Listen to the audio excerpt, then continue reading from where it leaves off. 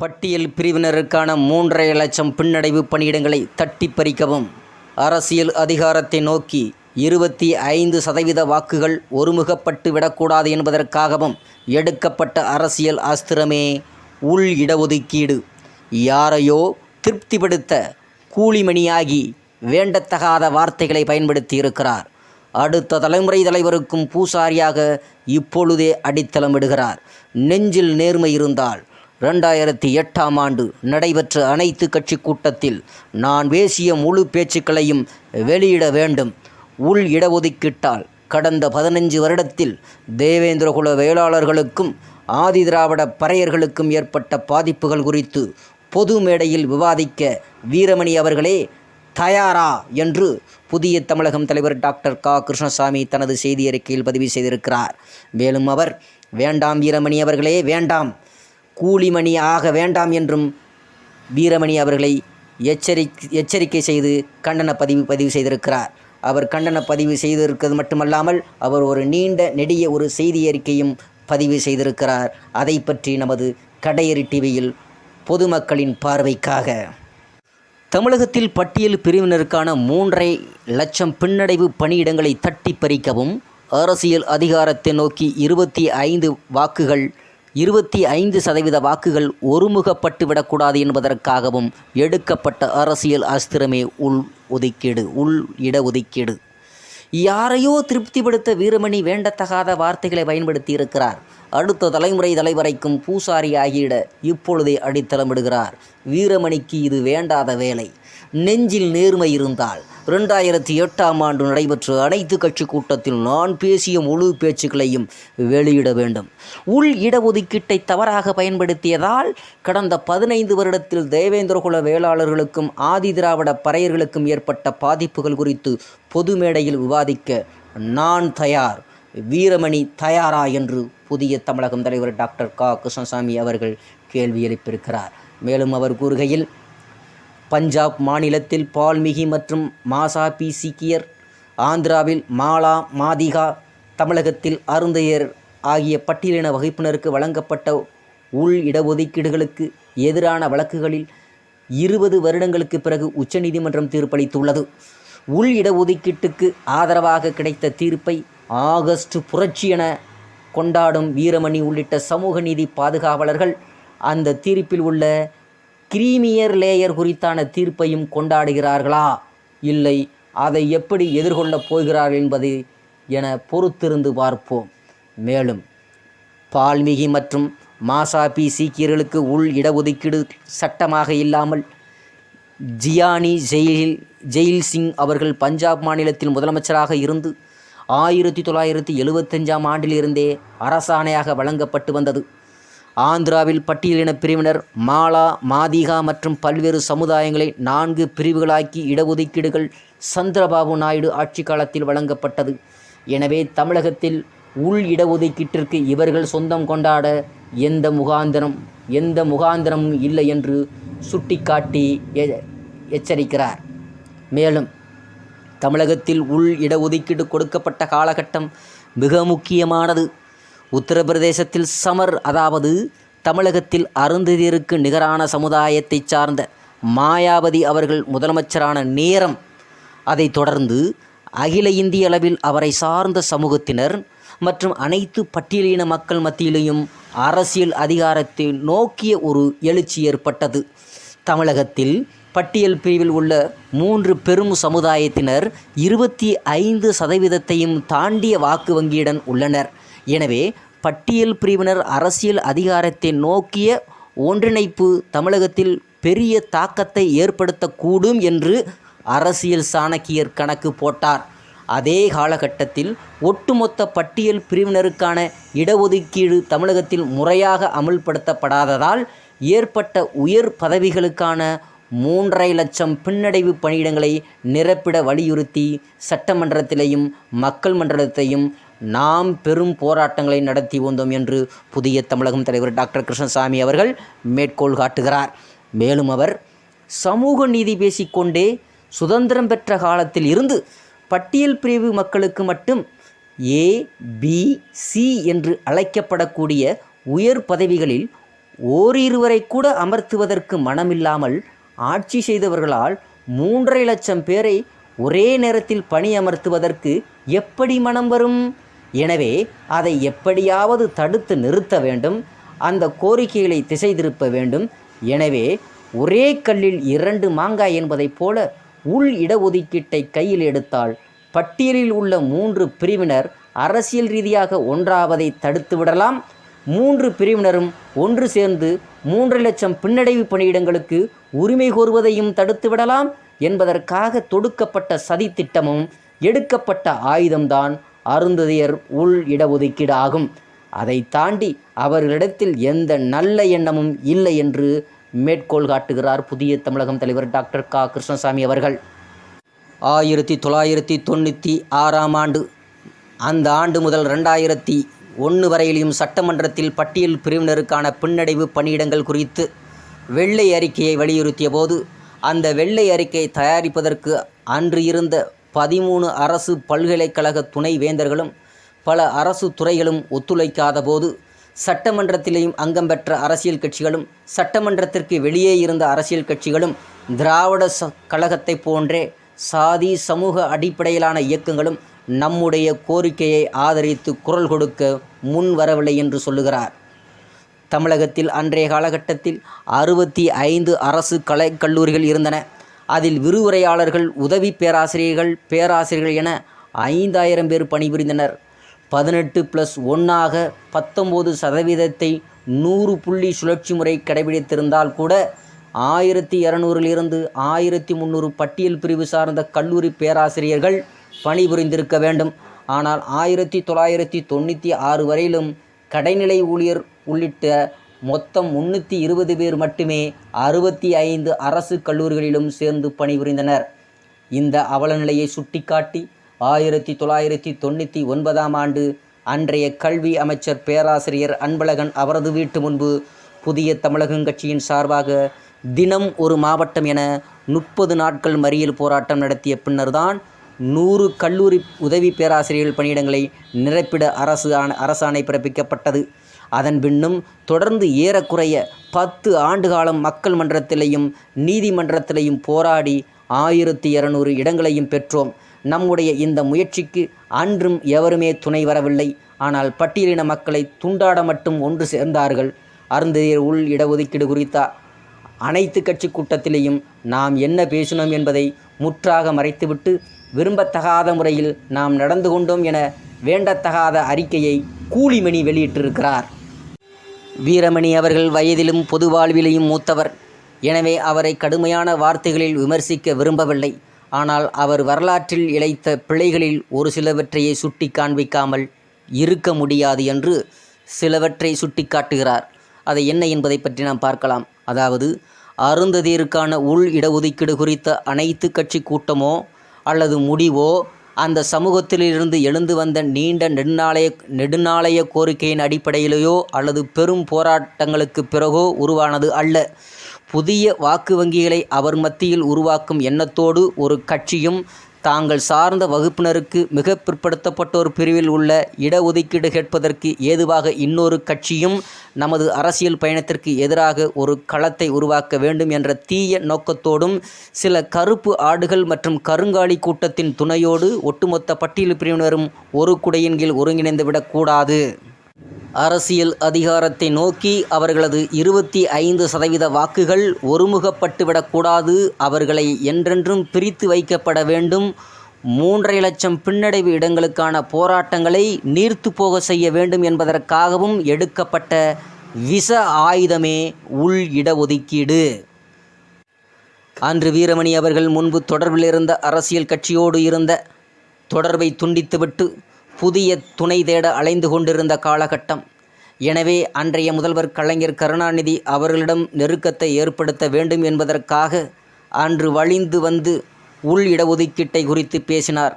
உள் இடஒதுக்கீடு குறித்து அனைத்து கட்சி கூட்டத்தில் நாம் பேசிய முழு பேச்சையும் அவர் வெளியிட்டு இருந்தால் அது அரசியல் நாகரிகமாகும். திட்டமிட்டு நமக்கு எதிராக ஒரு அவதூறை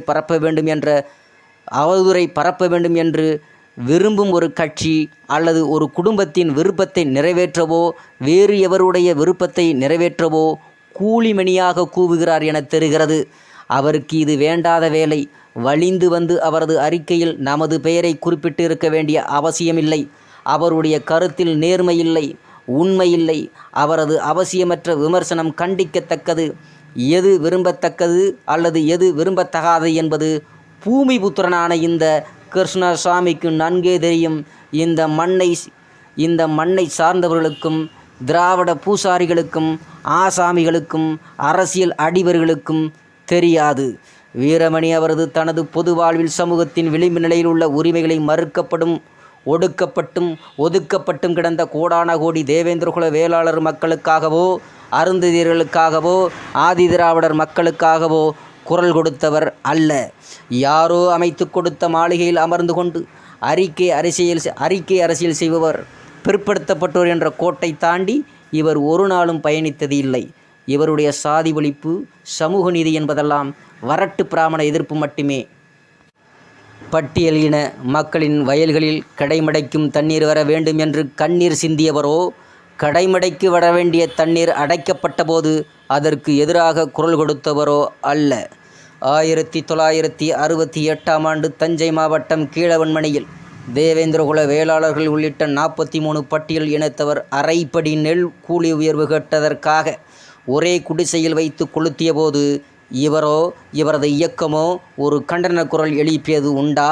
1978ஆம் ஆண்டு விழுப்புரத்தில் 12 ஆதிதிராவிட இளைஞர்கள் பட்ட பகலில் படுகொலை செய்யப்பட்ட போது யார் விரும்பத்தக்க வகையில் இவர் மௌனம் காத்தார்? 1979ஆம் ஆண்டு சிவகங்கை மாவட்டம் ஊஞ்சனையில் கோவில் திருவிழாவில் குதிரை எடுப்பதில் ஏற்பட்ட கருத்து வேறுபாட்டில் 7 தேவேந்திரகுல வேளாளர்கள் படுகொலை செய்யப்பட்டார்களே, அன்று வீரமணி காட்டிய மௌனம் விரும்பக்கூடியதா, விரும்பக்கூடாததா? 1981ஆம் ஆண்டு தேனி மாவட்டம் போடி உள்ளிட்ட பகுதிகளில் இருதரப்பினருக்கும் இடையே ஏற்பட்ட மோதலில் 89 பேர் மரணமெய்தார்களே, அதை தடுத்து நிறுத்த அனைத்து மக்களும் விரும்பக்கூடிய செயலை இவர் செய்தாரா? 1996ஆம் ஆண்டு தூத்துக்குடி மாவட்டம் கொடியங்குளம் உள்ளிட்ட 20க்கும் மேற்பட்ட கிராமங்கள் காவல்துறையினர் அழித்து ஒழிக்கப்பட்டனவே. அந்த பாதிப்புக்கு ஆளானவர்கள் விளிம்பு நிலை மக்கள் என தெரிந்தும் வீரமணி அவர்கள் மௌனம் காத்தாரே, அந்த மௌனம் சமூக நீதி பேசும் அவர் விரும்பக்கூடியதா அல்லது விரும்பக்கூடாததா? 1996ஆம் ஆண்டு கோவை மாவட்டம் அருந்ததியர் சமூகத்தைச் சார்ந்த செகுடந்தாடியை முருகேசன் பேருந்தில் வைத்து கொல்லப்பட்டாரே, அன்று அவரது சமூக நீதி எங்கே போயிற்றது? 1996ஆம் ஆண்டு நாம் சட்டமன்ற உறுப்பினராகி ஆய்வு மேற்கொண்ட போது ஏறக்குறைய 25,000 மேற்பட்ட கிராமங்களில் இரட்டை குவளை முறை இருந்ததே சுட்டி காட்டினோமே. அதே பள்ளி பருவத்திலிருந்து சாதி ஒழிப்பும் சமூக நீதியும் கடவுள் மறுப்பும் மேடை ஏறி பேசி வந்த வீரமணி கண்டித்தது உண்டா? நாம் இரட்டை டம்ளர் உடைப்பு போராட்டம் நடத்திய பொழுதாவது நம்மோடு துணை நின்று போராடியது உண்டா?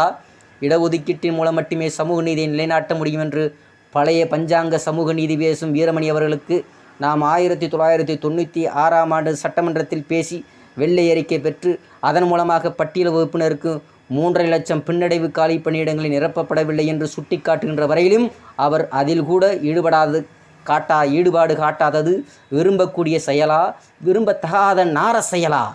தமிழகத்தில் பல்வேறு சாதிய தலைவருடைய பெயர்கள், மாவட்டங்களும் போக்குவரத்து கழகங்களும், அவர் போற்றுகின்ற பெரியார் அவர்களின் பெயராலும் ஒரு மாவட்டம் இருந்தது.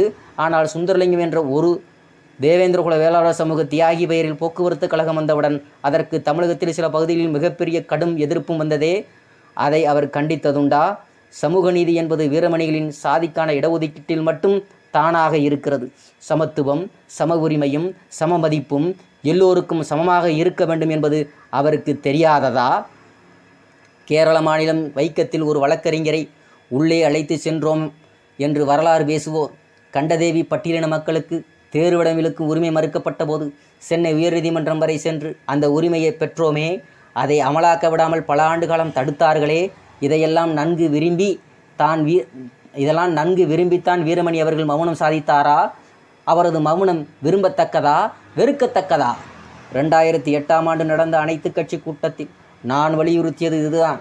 ஏறக்குறைய 10 ஆண்டு காலத்திற்கு மேல் போராடி கண்டறியப்பட்ட அருந்ததியர்கள், தேவேந்திரகுல வேளாளர்கள், ஆதிதிராவிடர் உள்ளிட்ட பட்டியல் பிரிவுகளுக்கான அரசு உயர் பதவிகளில் உள்ள 3.5 லட்சம் காலி பின்னடைவு பணியிடங்களை நிரப்புங்கள்.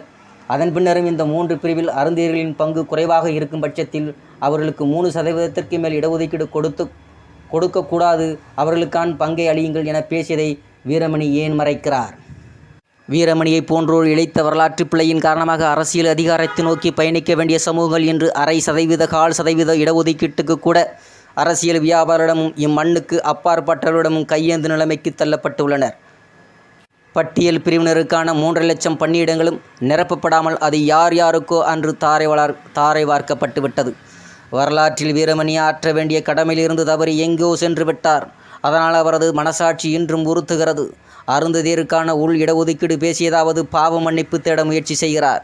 ஒரு குறிப்பிட்ட பிரிவினருக்கு நாம் எதிரானவர் என்பதைப் போல யாரோ எவரோ சொல்லிக் கொடுப்பதை மீண்டும் கிளிப்பிள்ளை போல் வழிந்து பேசுகிறார். அது அவருக்கு வேண்டுமெனில் கூச்சமில்லாமல் இருக்கலாம். ஆனால் அவர் சார்ந்த இயக்கத்திற்கு அழகு அல்ல. அன்றும் சொன்னேன், இன்றும் சொல்லுகிறேன், நாளையும் சொல்லுவேன். அருந்ததியரோ அல்லது வேறு எந்த பிரிவினரோ அவரவர் மக்கள் தொகைக்கு ஏற்ப உள் இடஒதுக்கீடு பெறுவதற்கு எவருக்கும் எந்த ஆட்சேபனையும் இருக்காது. அவர்களுக்கான உரிமையை அவர்களுக்கு ஒதுக்கப்படும் பங்கீட்டில் மட்டும்தான் பெற வேண்டுமே தவிர பிற பிரிவினருக்கான பங்கையும் சேர்த்து அபகரிக்க எண்ணக்கூடாது. உள் இடஒதுக்கீடு என்ற பெயரில் அருந்ததியருக்கு 3% இடஒதுக்கீட்டை கொடுத்துவிட்டு எஞ்சியுள்ள 15% இடஒதுக்கீட்டிலும் அருந்ததியினருக்கே முன்னுரிமை கொடுத்தது தமிழகத்தில் கடந்த 15 ஆண்டுகளில் உருவான நீதிபதிகள், பதிவாளர்கள், கல்லூரி பேராசிரியர்கள், பல்கலைக்கழக துறை தலைவர்கள் உள்ளிட்ட உயர் பதவிகளில் தேவேந்திரகுல வேளாளர்கள் மற்றும் ஆதிதிராவிட பறையர்களுக்கான உரிமைகள் முற்றாக பறிக்கப்பட்ட வரலாற்று பிழையை அன்றைய முதல்வர் கலைஞர் கருணாநிதி அவர்கள் செய்தார். அதற்கு உடந்தையாக வீரமணி துணை நின்றார். அதற்கு சில கருப்பு ஆடுகளும் கருங்காடிகளும் துணை போனார்கள். கோடிக்கணக்கான ஏழை எளிய தேவேந்திரகுல வேளாளர்கள் மக்கள் மற்றும் ஆதிதிராவிட பறையர் மக்களின் உரிமைகளை பறிப்பதற்கு உடந்தையாக இருந்து விரும்பத்தகாத செயல்களை செய்தவர், அதற்கு உடந்தையாக இருந்தவர் கூலிமணியும் அவரது கூடாரமுமே. அவர்கள் இழைத்த வரலாற்றை பிழையையும் குற்றத்தையும் சுட்டி காட்டியது நான். தலைகுனிய வேண்டியது வீரமணியே. உடந்தையாக இருந்தவர் கூலிமணியும் அவரது கூடாரமே. அவர்கள் இழைத்த வரலாற்று பிழையை குற்றத்தையும் சுட்டி காட்டியது நான். தலைகுனிய வேண்டியது வீரமணியே. வரலாறு வீரமணி கும்பலை மன்னிக்காது. உள் இடஒதுக்கீடு குறித்து அனைத்து கட்சி கூட்டத்தில் நான் பேசிய முழு பேச்சையும் வெளியிடுங்கள் வீரமணி அவர்களே என்று புதிய தமிழகம் தலைவர் டாக்டர் கிருஷ்ணசாமி அவர்கள் மேற்கோள் காட்டுகிறார். பட்டியல் பிரிவினருக்கான 3.5 லட்சம் பின்னடைவு பணியிடங்களை தட்டி பறிக்கவும் அரசியல் அதிகாரத்தை நோக்கி 25% வாக்குகளை ஒருமுகப்படுத்திவிடக்கூடாது என்பதற்காகவும் எடுக்கப்பட்ட அரசியல் அஸ்திரமே உள் இடஒதுக்கீடு. யாரையோ திருப்திப்படுத்துவதற்காக கூலிமணியாகி வேண்டத்தகாத வார்த்தைகளை பயன்படுத்தியிருக்கிறார். அடுத்த தலைமுறை தலைவரைக்கும் பூசாரியாக இப்பொழுதே அடித்தளமிடுகிறார். நெஞ்சில் நேர்மை இருந்தால் 2008ஆம் ஆண்டு நடைபெற்ற அனைத்து கட்சி கூட்டத்தில் நான் பேசிய முழு பேச்சுகளை வெளியிட வேண்டும். உள் இடஒதுக்கீட்டால் கடந்த 15 வருடத்தில் தேவேந்திரகுல வேளாளர்களும் ஆதிதிராவிட பறைகளுக்கும் ஏற்பட்ட பாதிப்புகள் குறித்து பொது மேடையில் வாதிக்க வீரமணி அவர்களை தயாரா? வேண்டாம் வீரமணி அவர்களே, கூலிமணி ஆக வேண்டாம் என்று புதிய தமிழகம் தலைவர் டாக்டர் கிருஷ்ணசாமி அவர்கள் எச்சரிக்கை பதிவு செய்திருக்கிறார்.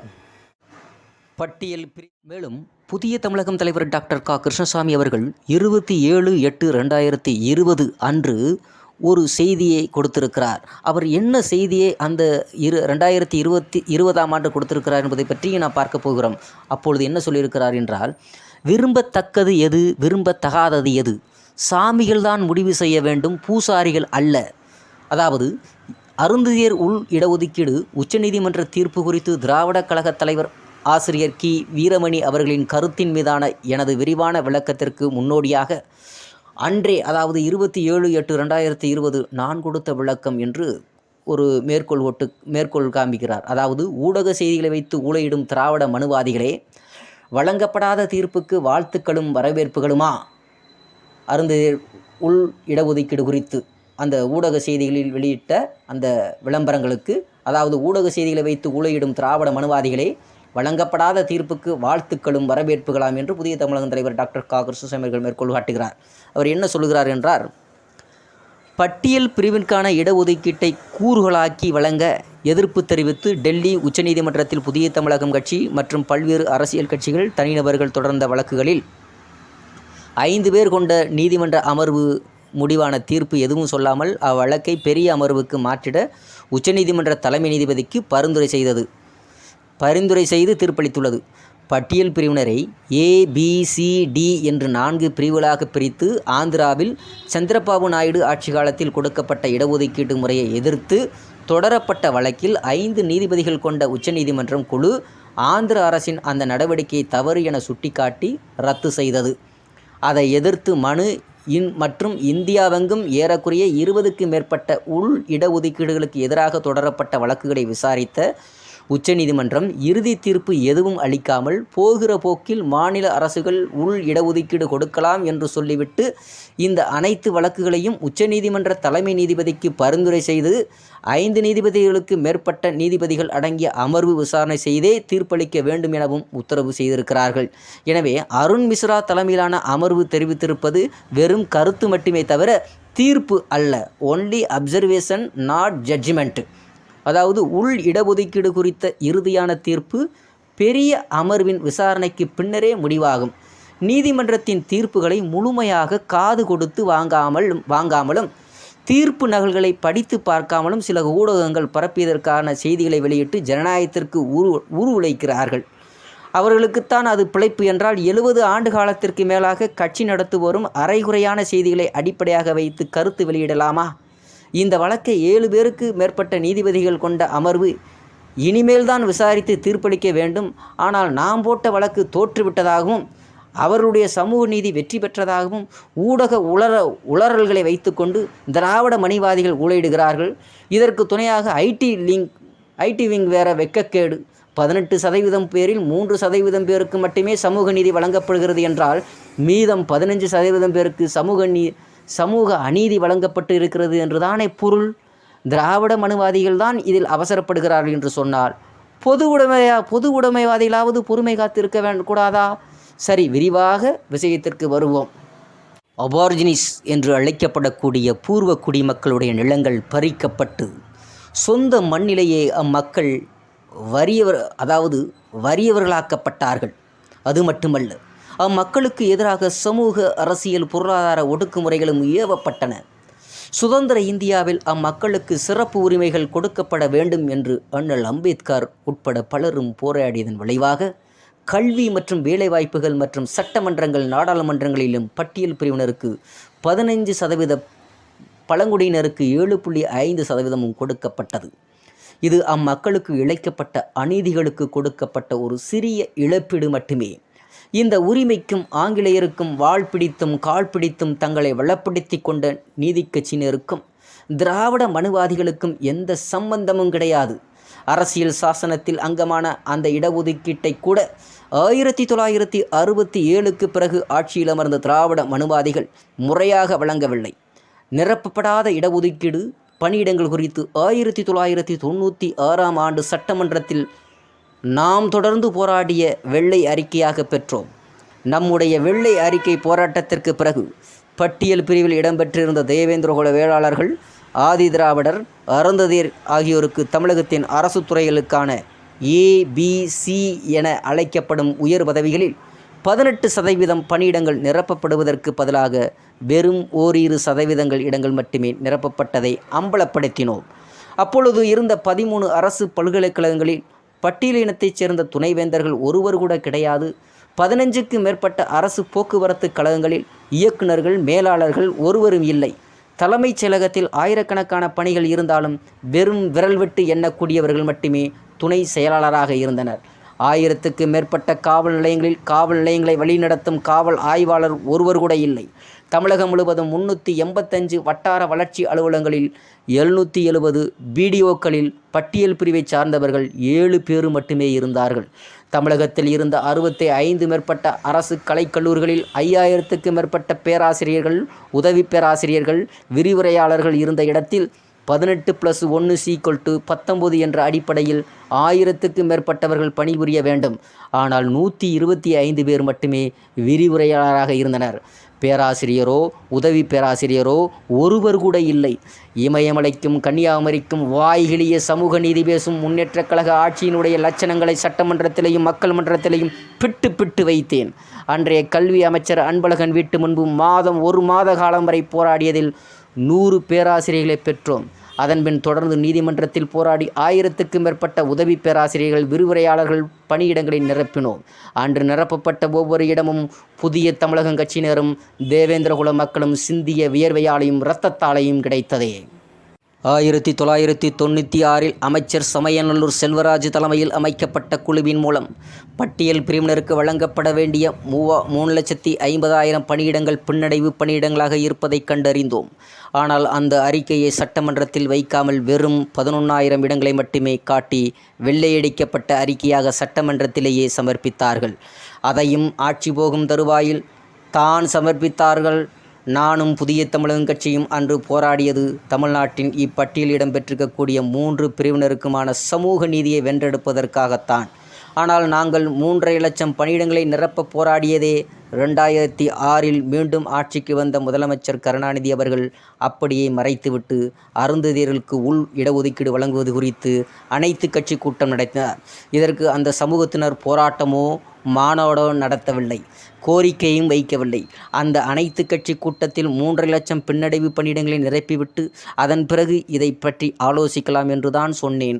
ஆனால் பட்டியல் பிரிவினருக்கான 3,00,000 பின்னடைவு பணியிடங்களை அப்படியே குழி தோண்டி புதைத்துவிட்டு அவர்கள் வரலாற்றில் செய்த குற்றத்தை மறைப்பதற்காக 3% உள் இடஒதுக்கீடு அறிவித்த குற்றவாளிகள் அவர்கள். அதன் மூலம் ஏதோ அருந்ததியர்களுக்கான எல்லா விதமான வாய்ப்புகளையும் தேவேந்திரகுல வேளாளர்களும் ஆதி திராவிடர்களும் தட்டி பறிப்பது போல் ஒரு பிரம்மையை கட்டியமைத்தார்கள். தேவேந்திரகுல வேளாளர்களும் ஆதி திராவிடர்களும் முன்னேறிவிட்டார்கள், அருந்ததியர்கள் முன்னேறவில்லை என பாகுபாட்டையும் பகையையும் அம்மக்களிடையே உருவாக்கியது இவர்களே. அந்த உள் இடஒதுக்கீட்டை இவர்கள் கொடுக்க தொடங்கியதுடன் காலங்காலமாக கடைபிடித்து வந்த 100 பாயிண்ட் ரோஸ்டரை கடைபிடிக்கவில்லை. அதாவது இப்போது 5 பணியிடங்களுக்கு தேர்வு நடைபெறுகிறது என்று சொன்னால் முதலில் பொது பிரிவினருக்கும், 2வது பட்டியல் பிரிவினருக்கும், 3வது எம்பிசி பிரிவினருக்கும், 4வது பிசி பிரிவினருக்கும், மீண்டும் பொது பிரிவினருக்கும் இப்படித்தான் தேர்வு நடைபெறும். எனவே பொது பிரிவினருக்கு அடுத்த இடம் பட்டியல் பிரிவினர் தான் வர வேண்டும். அதில் தேவேந்திர குலவேளாளர், ஆதிதிராவிடர், அருந்ததியர் ஆகிய 3 பேரும் போட்டியிடலாம். அந்த பட்டியல் பிரிவில் இடம்பெற்ற 77 சாதிகளுக்கான அந்த வாய்ப்பை அருந்ததியர் எனும் ஒரு சாதிக்கான இடமாக மாற்றி வரலாற்றில் செய்யக்கூடாத பிழையை செய்தவர் அன்றைய முதல்வர் கலைஞர் கருணாநிதி அவர்கள். அதன் காரணமாக கடந்த 11 ஆண்டுகளாக தேவேந்திரகுல வேளாளர், பறையர் என்று அழைக்கக்கூடிய ஆதிதிராவிடர் சமூகத்தை சார்ந்தவர்கள், பேராசிரியர்கள், உதவி பேராசிரியர்கள், மேஜிஸ்ட்ரேட் முதல் சாதாரண சத்துண அமைப்பாளர்கள் வரை எந்த வேலை வாய்ப்பிற்கும் போக முடியவில்லை. 2009, 2010 திமுக ஆட்சி காலத்தில் தமிழகத்தில் அரசு உதவி பெறும் தனியார் பள்ளிகளில் ஆயிரக்கணக்கான பணியிடங்கள் அருந்ததியர்கள் மட்டுமே கொண்டு அவசரமாக நிரப்பப்பட்டன.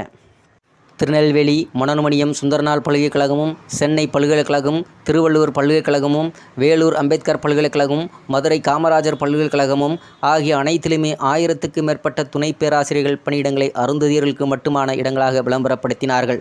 நான் சட்டமன்றத்தில் 2011, 2016 வரை எத்தனையோ முறை எடுத்து கூறியும் அதிமுக அரசு காது கொடுத்து கூட கேட்கவில்லை.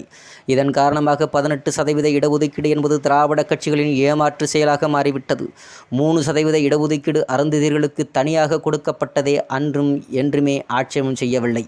ஆனால் ஒரு பதவி என்று வருகின்ற போது அது அருந்ததியர்கள் மட்டுமே பெறக்கூடிய பிரத்யோக உரிமை, பொது பிரிவிலையும் போட்டியிடக்கூடிய வாய்ப்பு, 3% போக மீதமுள்ள 15% பட்டியலிலும் பிரிவிலும் போட்டி போட்டு எவ்வளவு பணியிடங்களை பெற்றுக்கொள்ளலாம் என்ற இந்த ஏற்பாடுகளைத்தான் இன்று வரை நான் எதிர்த்து வருகிறேன்.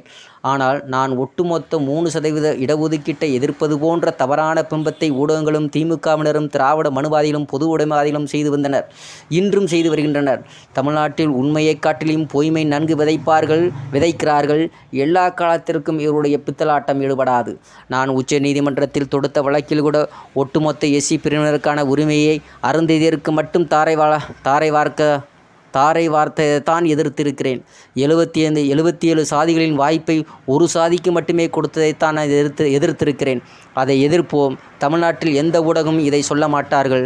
ஆனால் என்னுடைய போராட்டம் என்பது இந்த மண்ணில் பிறந்த அனைத்து மக்களுக்கும் சமமான நீதிக்கானது. வழக்கு நீதிமன்றத்தில் இருக்கும்போதே வெற்றி பெற்றதாக அரைவேக்காடுகள் கொண்டாடுகிறார்கள்.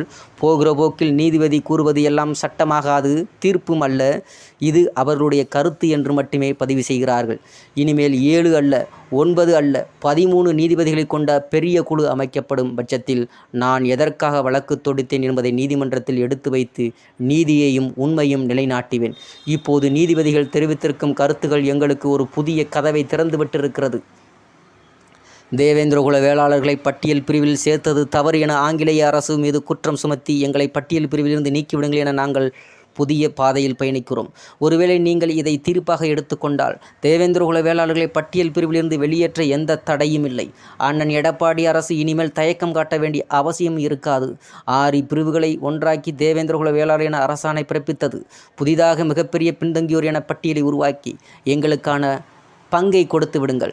இனி இதை எதிர்க்க எவரும் முன்வர மாட்டார்கள். எஸ்சியாக இருந்தால்தான் இடஒதுக்கீடு பெற முடியும் என்ற கருத்தை திட்டமிட்டு திராவிட மனுவாதிகள் பரப்பி வந்தார்கள். இனி அவர்கள் பரப்புரை வேலை இல்லை.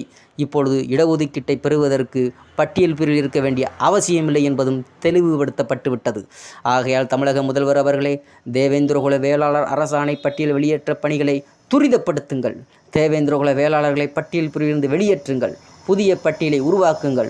உண்மையான சமூக நீதி மலரட்டும் என்று புதிய தமிழகம் தலைவர் டாக்டர் க. கிருஷ்ணசாமி அவர்கள் அன்று 27/8/2020 அன்று 2020ஆம் ஆண்டில் அவர்